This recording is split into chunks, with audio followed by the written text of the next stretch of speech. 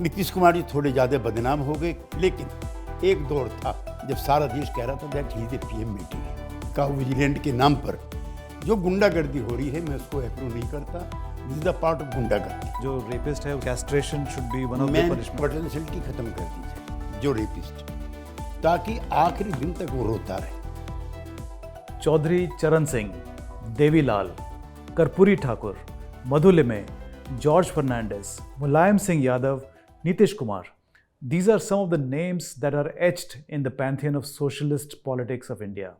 And one person who has worked with all of them is K.C. Tyagi, a long-time associate of Bihar Chief Minister Nitish Kumar.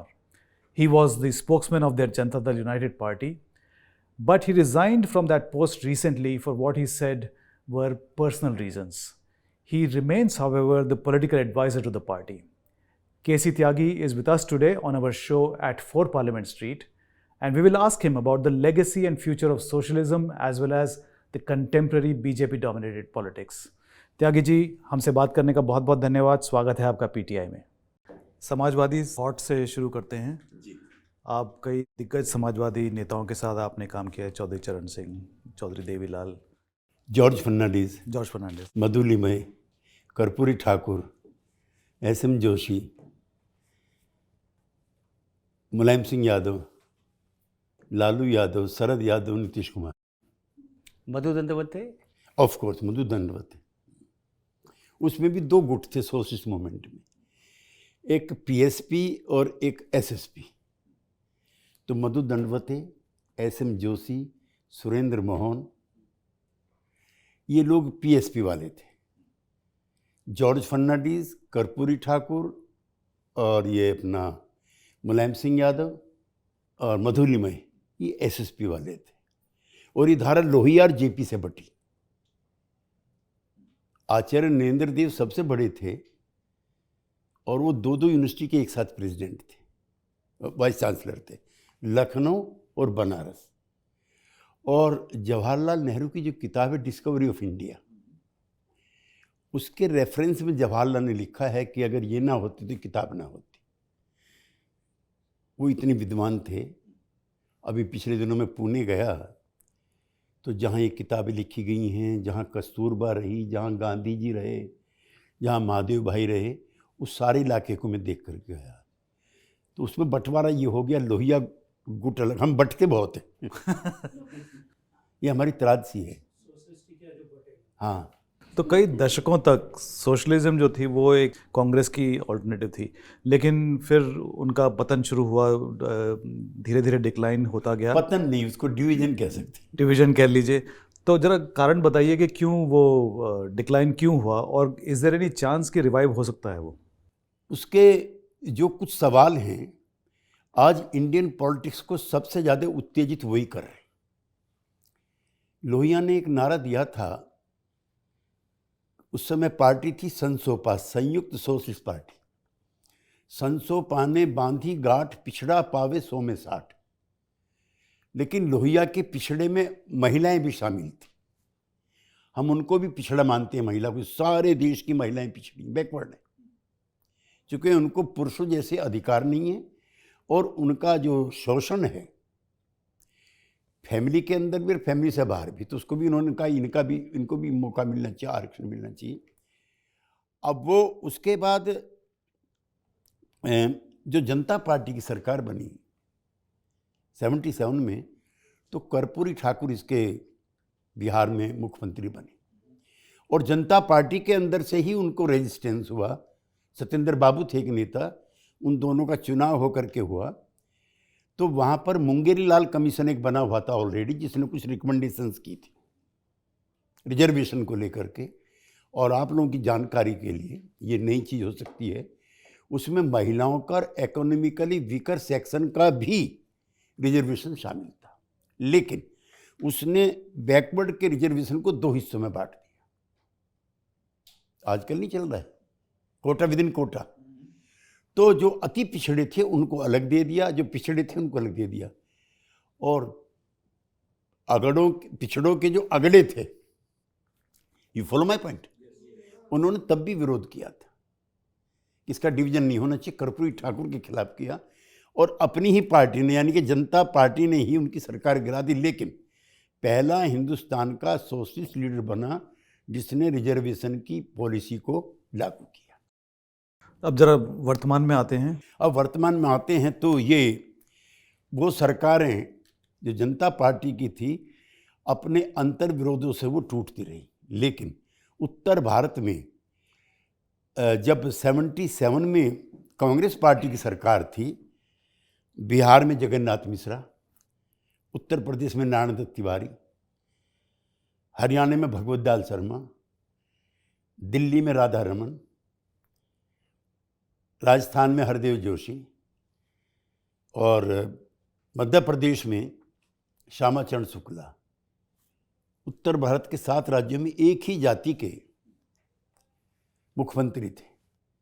77 पहला transformation of the society है जहाँ एक backward बनता है हरियाणा में चौधरी देवीलाल के रूप में। उससे पहले राघवेंद्र भी रह चुके थे, हालांकि कर्पूरी ठाकुर यहाँ बनते हैं, रामनरेश यादव वहाँ बनते हैं। लेकिन जनता पार्टी कोई सोशलिस्ट पार्टी नहीं थी, इसमें जनसंघ भी थी, कांग्रेस ओ भी थी, जगजीवन बाबू की CFD भी थी। तो पावर स्ट्रगल इतना तेज हो जाता है end of course social justice की जो मानने वाली पार्टियां हैं उनके मुख्यमंत्री हटा दिए जाते हैं।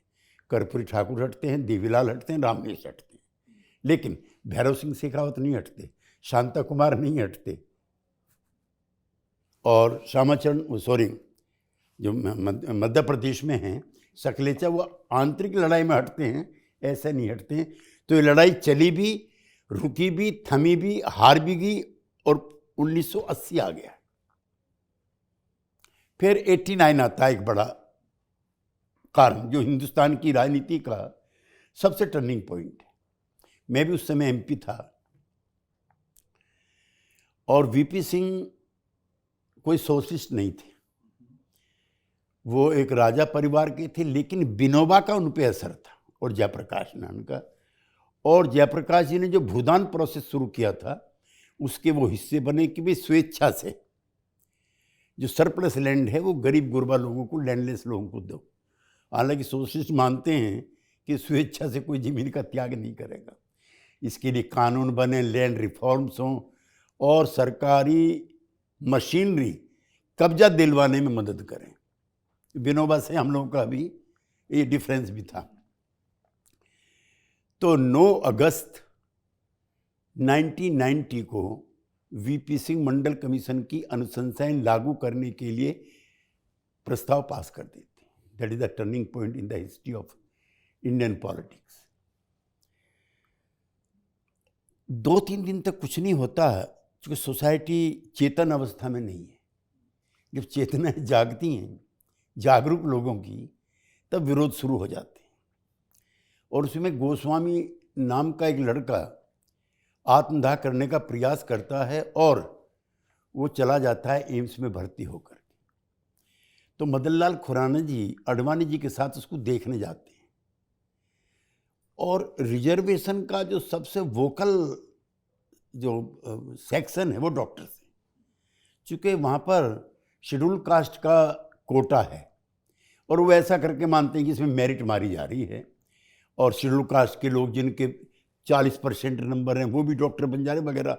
और बड़ा गंदा कैंपेन उन डॉक्टर्स के खिलाफ चलता है। दूसरा इंजीनियर, तो जब ये जाते हैं तो इनका दोनों का घेराव होता है और इनको मिलने भी नहीं दिया जाता।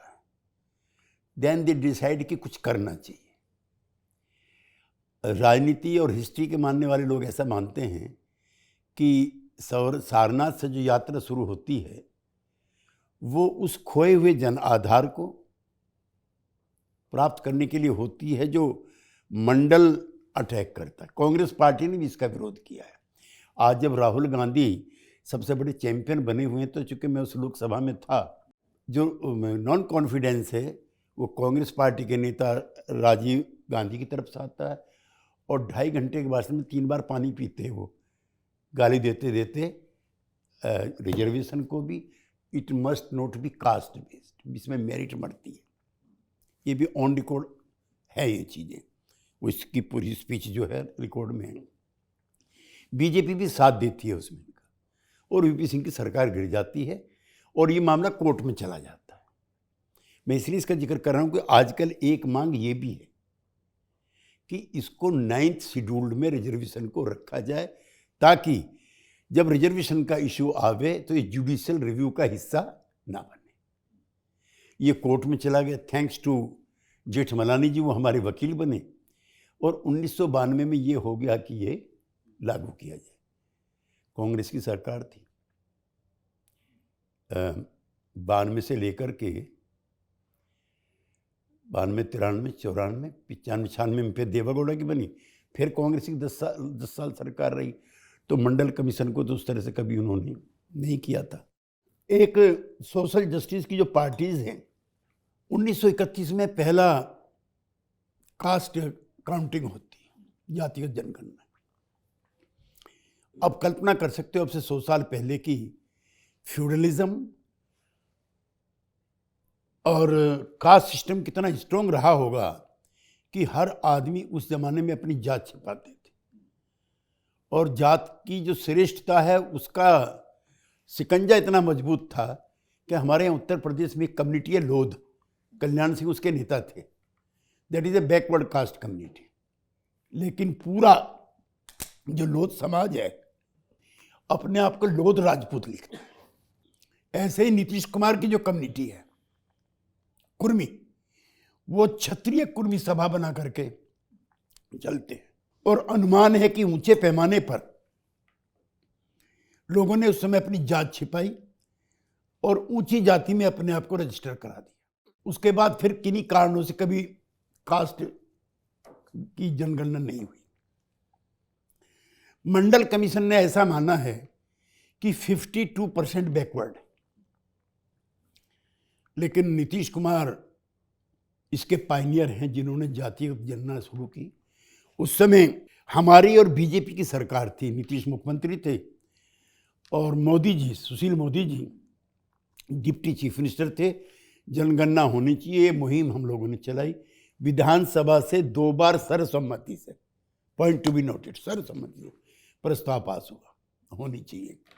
फिर केंद्र सरकार के पास भी आए, मोदी जी ने मने नहीं किया कि नहीं होनी चाहिए। नीतीश कुमार ने करा दी। वहां पे 65% पॉपुलेशन बैकवर्ड निकली, 52 से 65%। दलितों की संख्या भी बढ़ी हुई निकली। EWS का, इकोनॉमिकली वीकर सेक्शन का 10% का रिजर्वेशन पहले ही हो चुका था। इनका रिजर्वेशन का कोटा बढ़ा के 75% नीतीश सरकार ने कर दिया, एक। और दूसरा, जो आर्टिजन्स की ट्रेड थी वीकर सेक्शन के लोगों में, उनको 2-2 लाख रुपए की आर्थिक मदद भी दी कि अपने पुश्तैनी धंधे को मजबूत करें, जो ख़त्म हो गए थे। गांव का लोहार ख़त्म हो गया, गांव का जुलाहा ख़त्म हो गया, गांव का जूता कारीगर ख़त्म हो गया, गांव का पोर्टर ख़त्म हो गया। गांव में जो आर्टिजन्स की ट्रेड थी वो नई आर्थिक नीतियों ने सब खत्म कर दी थी। वो उन्होंने दिया 2-2 लाख रुपया, और उसके बाद ये कोर्ट में चला गया, उसमें स्टे लग गया। The rest is history. एक सवाल है नीतीश बाबू के बारे में।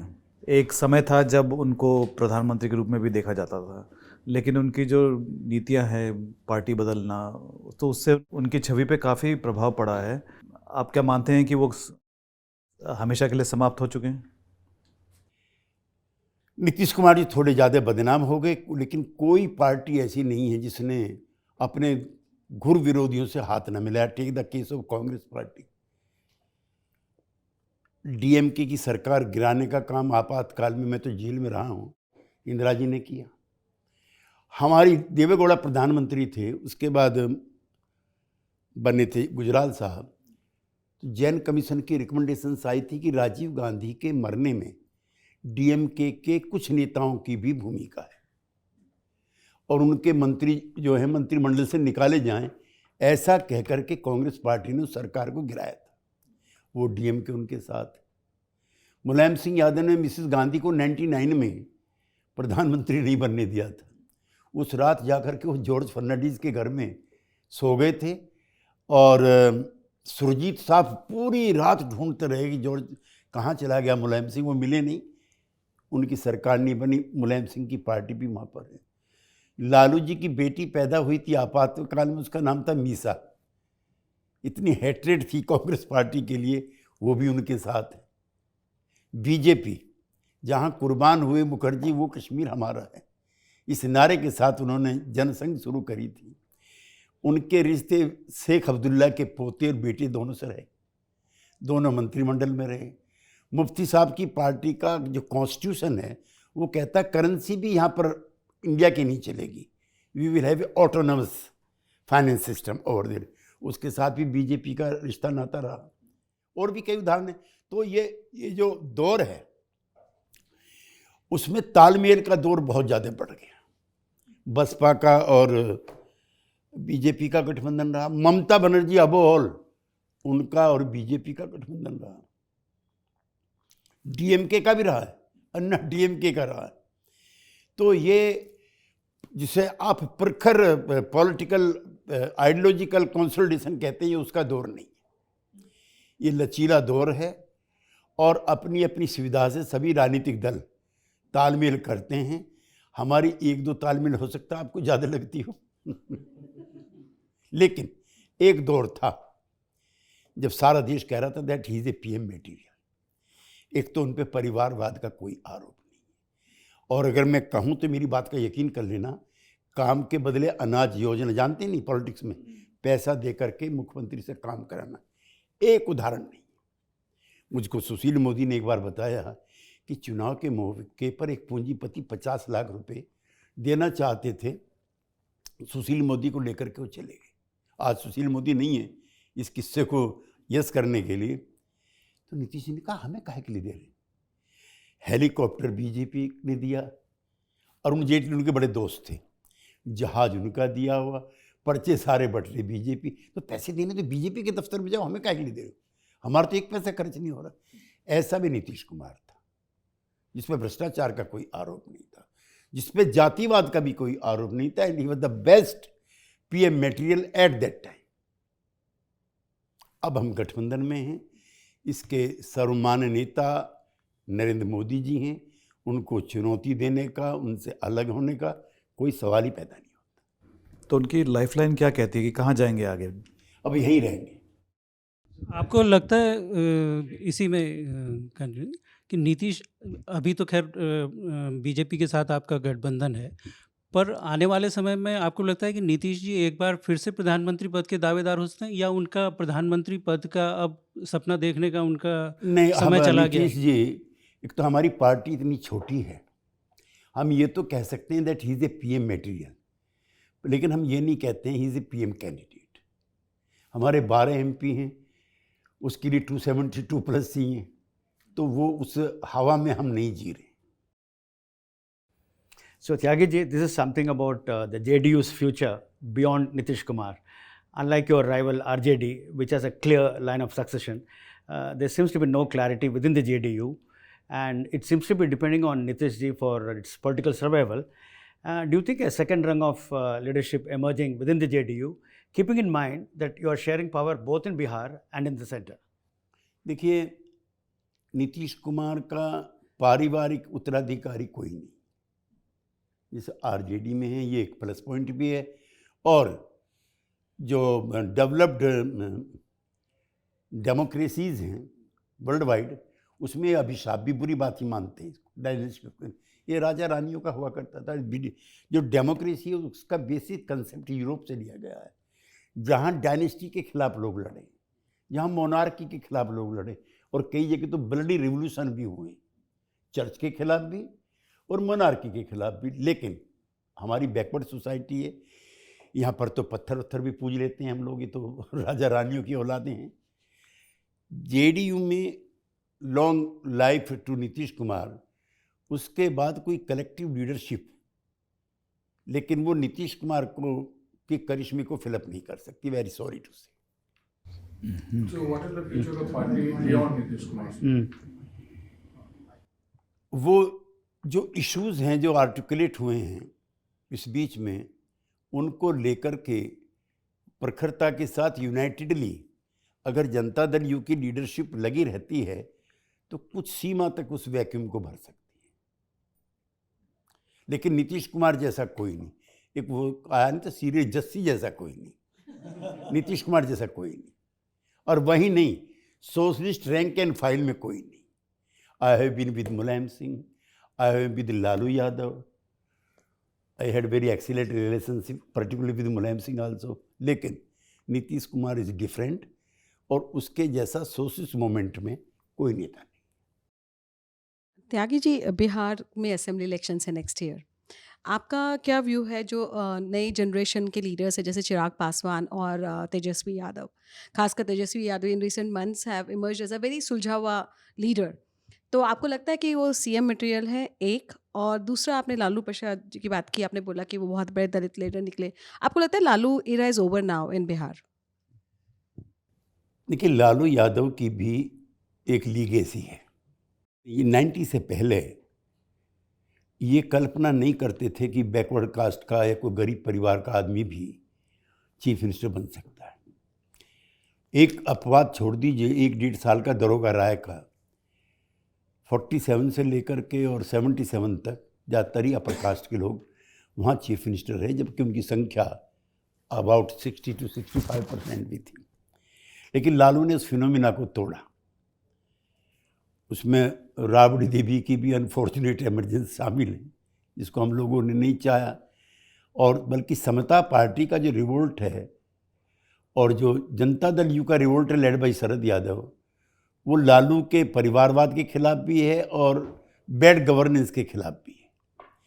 उनके बेटे ने उनकी विरासत को काफ़ी हद तक थामने का काम किया है, लेकिन जो खराब चीज़ें जुड़ गई थी इस आंदोलन के साथ, वो विरासत को बेटा भी कैरी करके चल रहे हैं अभी तक, वरना तो उनकी सरकार बन गई होती। सर, आप अपनी पार्टी का दशकों से, कई सालों से यहाँ पर एक मेन चेहरा रहे हैं नेशनल मीडिया में। जब भी कोई बात आती है आप अपनी पार्टी को रिप्रेजेंट करते रहे हैं।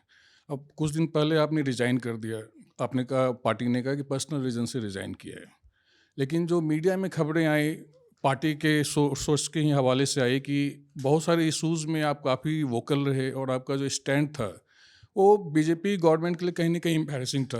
फिर एक पैलेस्टाइन वाले इशू पर भी आपने बात की, लेटरल कोटा पर बात की, जो कहीं ना कहीं जो सरकार का स्टैंड है उसको काटा। तो ऐसा मैसेज गया कि भाई कहीं ना कहीं अलायंस में असहजता हो सकती है, और शायद इसका एक कारण ये रहा हो जो आपने रिजाइन किया।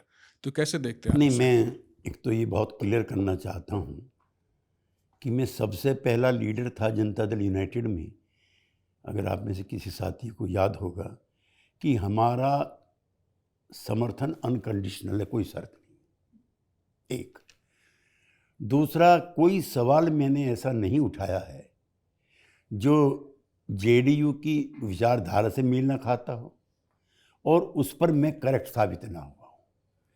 लेटरल एंट्री वाले मामले को लेकर के सरकार को वापस होना पड़ा।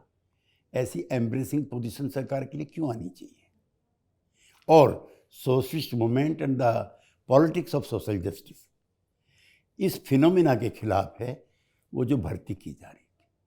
मैंने भी, और मैं ही नहीं, मैंने भी, वो अपना दल वाली जो मिनिस्टर है उसने भी, रामविलास जी के बेटे ने भी, जो पार्टनर है, लगभग सब ने उसको अच्छा नहीं माना। सरकार को वापस लेना पड़ा। इस पर मैं विस्तार से आना चाहता हूँ। फिलिस्तीन वाले सवाल पर मैं चूँकि बहुत टिपिकल सवाल और आने वाले टाइम में बनेगा। महात्मा गांधी ने हरिजन अखबार में लिखा है कि फिलिस्तीन उसी तरह से अरबों का है जैसे ब्रिटिशर्स का ब्रिटेन है और फ्रांसीसियों का फ्रांस है। ये 1948 में it was a British colony. जब अंग्रेज गए हैं तो हिंदुस्तान की तरह से वो उस हिस्से को भी बांट के चले गए और उन्होंने इजराइल की घोषणा की। 2 घंटे बाद यूएन ने उसको रिकॉग्नाइज कर दिया। तब एक बहुत छोटे से हिस्से पर इजराइल का कब्जा था। 250 आदमी उस समय 250 मौजूद थे जब इजराइल का डिक्लेरेशन हुआ है। खैर, 6 डे वार होती है 67 में, और उसमें ये गोलन हाइट्स ऑफ सीरिया, कई हज़ार किलोमीटर, मिस्र और लेबनान, इस सारे हिस्से, बड़े हिस्से को वो कब्जा लेते हैं, जिसमें अमेरिका उनकी बैकबोन पे है। भारत उस समय पहला नॉन अरब कंट्री है जो उसको रिकॉग्नाइज करता है। मैं आज का बहुत विनम्र भाव से आपसे कहना चाहता हूँ, 60,000 से ज़्यादा कैजुअल्टी अब तक हो चुकी। मैं हबीबुल्ला, हिजबुल्ला और हमास की जो टेररिस्ट एक्टिविटीज़ हैं उसको उतना ही कंडेम करता हूँ जितना कोई सिविल सोसाइटी का आदमी कर सकता है। अब वहाँ प्लेग फैल गया है, अब वहाँ पोलियो फैल गया है। कल 7 लाख लोगों ने जेरूसलम में जुलूस निकाला है कि खुदा के लिए, भगवान के लिए युद्ध बंद कर दो, नेतन्याहू इस्तीफा दो। लेकिन बाइडेन ने कहा है कि बच्चों को पोलियो के टीके तो लग जाने दो। 1 साल से लेकर 10 साल के करीब करीब 22,000 बच्चे मरे। तो मेरे द्वारा ऐसे किसी कागज पे दस्तखत करना कि किसी को भी अब वहाँ आर्म्स रेस का हिस्सा नहीं बनना चाहिए, इंक्लूडिंग इंडिया ना। और 1 दर्जन प्रस्ताव यूएन के, 1 दर्जन यूरोपीय यूनियन के हैं कि युद्ध बंद करो। हमारे प्रधानमंत्री खुद ही कह रहे हैं कि युद्ध का नहीं बुद्ध का देश है। तो ये कोई ना तो जेडीयू के खिलाफ है, न ये वर्तमान सरकार के खिलाफ है। कुछ लोगों का माइंड सेट हो सकता है प्रो इजराइल, मैं मना नहीं करता, मेरा प्रो फिलिस्तीन है, ये अपने अपने विचार हो सकते हैं, लेकिन वहाँ हिंसा समाप्त हो जानी चाहिए।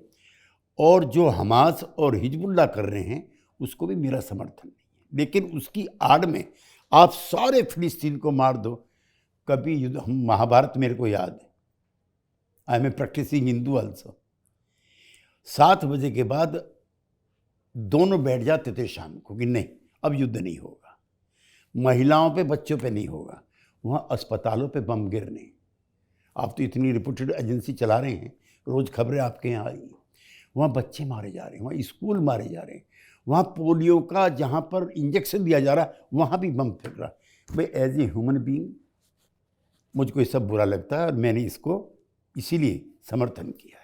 सर, क्या आप इस बात से सहमत हैं कि अगर नीतीश जी नहीं लेकिन पार्टी में शायद कुछ लोग होंगे जो आपका जो एक वोकल स्टैंड रहा है बहुत सारे इश्यूज़ पर, वो असहज थे आपके स्टैंड से, हर रोज़ अखबारों में खबरें आ रही थी, और जो नीतीश जी से आपकी बात हुई तो उन्होंने आपको क्या बोला? नहीं, मैंने नीतीश जी से कहा, वैसे मैं एक चीज़ और बता दूं, नीतीश जी जिस दिन अध्यक्ष नहीं रहे, मेरी पारी as office bearer of Janata Dal you खत्म हो गई थी। मैंने उसी दिन इस्तीफा दे दिया था कि मैं ना तो चीफ जनरल सेक्रेटरी रहना चाहता, ना मैं स्पोक्समैन रहना चाहता, और तीसरा पद मेरे पे political adviser of the party है, ना वो रहना चाहता। उन्होंने कहा कि नहीं कुछ दिन रहिए। मैंने फिर जब अगला अधिवेशन हुआ मैंने फिर कहा, तो उन्होंने मुझको सेक्रेटरी जनरल जो था मैं पार्टी का, उस पद से मुझको मुक्त कर दिया। अब जब वो 15-20 दिन पहले फिर उन्होंने क्लासिफिकेशन का वर्क का किया, उसमें मुझे फिर प्रवक्ता बना दिया और पार्टी का एडवाइजर भी बना दिया। मैंने नम्र भाव से कहा कि मैं अपने पदों से त्यागपत्र देना चाहता हूँ, एंड आई एम 75 नाउ। तो मैंने नीतीश जी से उन्होंने कहा ठीक है आप पॉलिटिकल एडवाइज़र बने रहिए पार्टी के, लेकिन इससे आप मुक्त होना चाहते हो जाइए।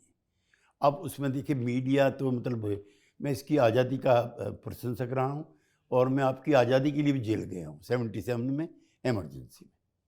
क्या आपको ये पता है कि पार्टी के अंदर कुछ लोग शायद असहज होंगे आपके बयानों देखिए से? मैं जनता दल यू में हूँ बट फॉर नीतीश कुमार। मेरे लिए जनता दल का मतलब है नीतीश कुमार, और वो मेरे मित्र भी हैं और पार्टी के नेता के साथ साथ मेरे नेता भी हैं, तो उनके कंसर्न मेरे लिए मायने रखते हैं।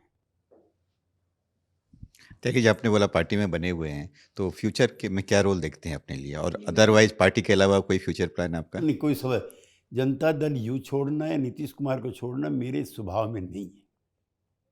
मैंने आज तक दल नहीं बदला है। ये जो सोशलिस्ट मूवमेंट का फ्रेमवर्क है, जनता दल यू, समाजवादी पार्टी, मैं इसको आरजेडी सब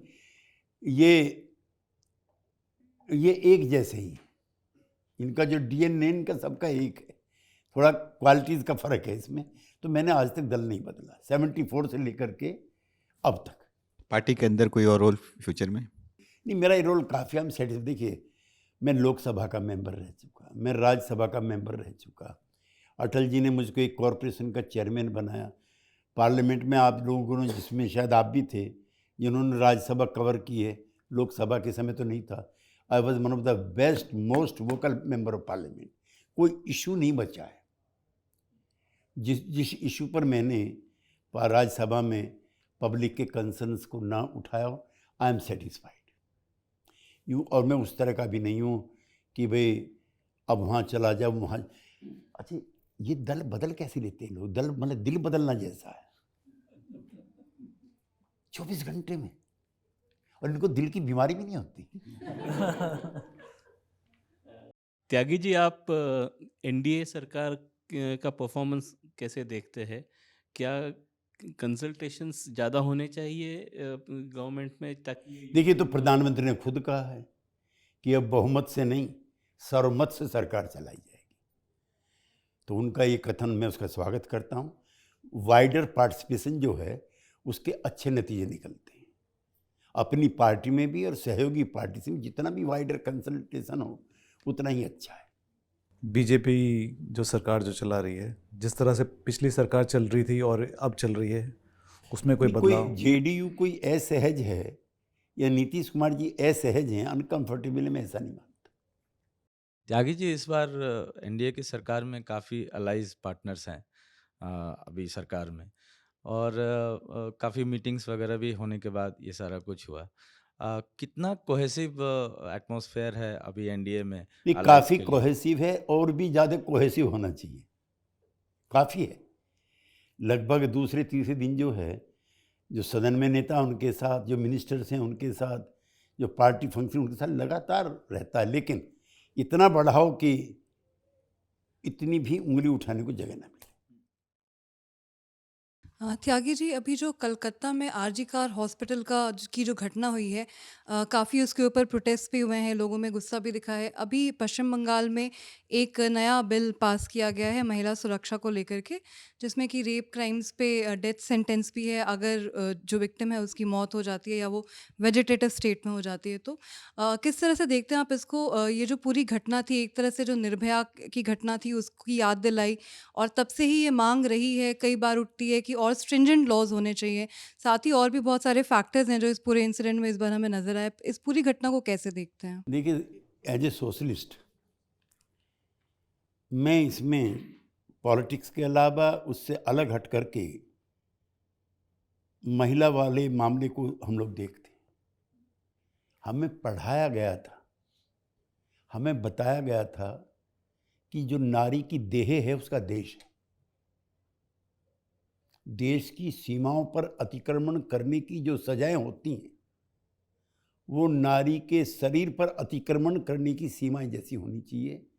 और जो आपने सजेस्ट किया है, ये अब नहीं तो 52 में बनना चाहिए था। और माफ़ करेंगे मेरे मित्र, राज्यसभा में I am on record on से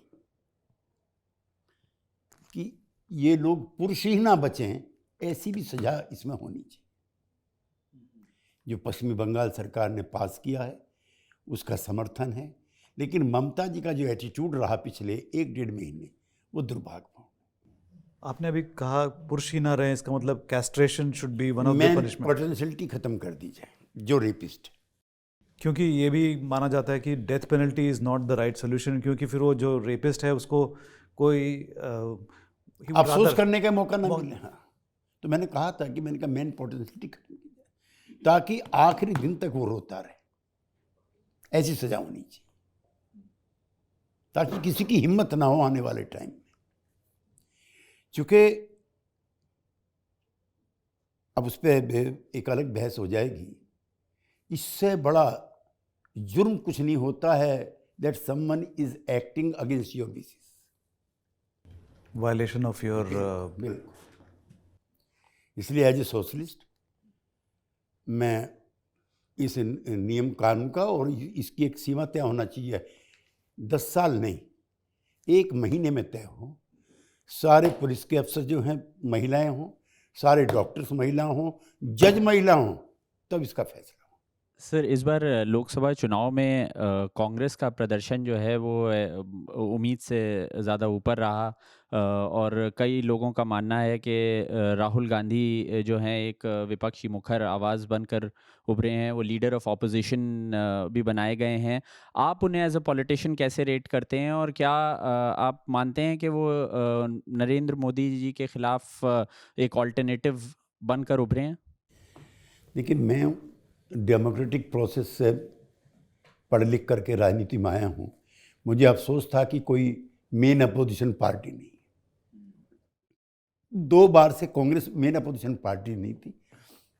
बहुत सारी डिसीजन मेकिंग में लीडर ऑफ द अपोजिशन का रोल होता है, विच वॉज एब्सेंट। मुझे बहुत प्रसन्नता है कि उनके बढ़े हुए नंबर आए हैं, और भी मैं तो इनके पिताश्री के साथ भी रहा हूँ, माता श्री ने मुझे जेल भी, दादी श्री ने जेल भेजा। जवाहरलाल नेहरू मेरे और अटल बिहारी वाजपेयी 2 ऐसे नेता हैं जिनको मैं डेमोक्रेटिकली फिट मानता हूँ इंडियन डेमोक्रेसी के लिए। जवाहरलाल की आधा दर्जन माफ़ी है पार्लियामेंट में, सॉरी भाई मुझे पता नहीं था। इसी तरह से अटल बिहारी वाजपेयी वह सच ए फाइन कि जब ये इराक का युद्ध हुआ, जब अमेरिका ने बम फेंके वहाँ पर, तो सोमनाथ दा और इंद्रजीत गुप्ता दोनों लेफ्ट जाते हैं कि भाई भारत को बंद करनी चाहिए ये बात, जो यहाँ से फ्यूल ले जा रहा वहाँ पे, ये इनह्यूमन है। उसने कहा कॉमरेड इसको कल पार्लियामेंट में उठाओ आप, तो अगले दिन पार्लियामेंट में उठता है, उसके तुरंत बाद बंद हो जाता है। तो अपोजिशन की, और अपोजिशन एनिमी नहीं है, और रूलिंग पार्टी भी कोई शत्रु पक्ष की तरह से काम करता है, वो भी ऐसा नहीं है। दोनों में मैक्सिमम तालमेल होनी चाहिए। वो जनता के सवाल उठावे, वो सॉल्व करें। जहाँ तक राहुल जी का है, मुझे उनके साथ काम करने का अनुभव नहीं है, लेकिन as a gentleman Rajiv Gandhi बहुत ही डिसेंट आदमी थे, लेकिन पॉलिटिकल गलतियाँ उन्हीं के शासनकाल में ज़्यादा हुई। आपने जवाहरलाल नेहरू जी का अभी प्रशंसा की आपने, लेकिन आपके जो एलाइज हैं वो उनकी लेगेसी को बिल्कुल ध्वस्त करना चाहते देखिए, हैं। बीजेपी अलग पार्टी है, जेडीयू अलग पार्टी है। लेकिन आपको कैसा लगता है कि आप उनके साथ जब बैठते हैं और वो इस तरह नहीं, की सारे सवालों पर तो एक पार्टी में भी, एक परिवार में भी सहमति नहीं होती है, माफ़ करना। And this is the part of our cultural heritage also. बेटा भी बाप से डिसएग्री करता, जब डाइनिंग टेबल पे बैठती, इसमें नमक ज़्यादा है, इसमें मिर्च ज़्यादा है। इतनी आज़ादी तो with in party, with in NDA भी होनी चाहिए। लेकिन बेटा माँ को कह देता है कि माँ अगली बार से नमक कम हम ज़्यादा भी डालना ऐसे, हम भी ऐसे ही कहते हैं कि मोदी जी थोड़ा सा ऐसा कर लीजिए। It must not be misunderstood, it must not be mispropagated. Tyagi ji, आप क्योंकि इमरजेंसी में आपने भुगता है आपातकाल को, और आपने अभी कुछ समय पहले आपातकाल में जो जेल गए थे उनके लिए पेंशन की डिमांड भी की है। बहुत सारे स्टेट्स में वो हो भी रहा है। मेरे मन का सवाल आपने उठाया। एक तो मैं मुलायम सिंह यादव को धन्यवाद करूं कि जो और सुनो, आप लोग तो फ्री इंडिया में हैं, बच्चे भूखे मरे हैं। अगर कमाने वाला एक आदमी है, वो जेल चला गया, तो उसके परिवार की सोच सकते हो। एक दूसरा, हर बार वे 14 दिन हाथ में हथकड़ी लग। मेरी शादी को 4-5 साल हुए थे।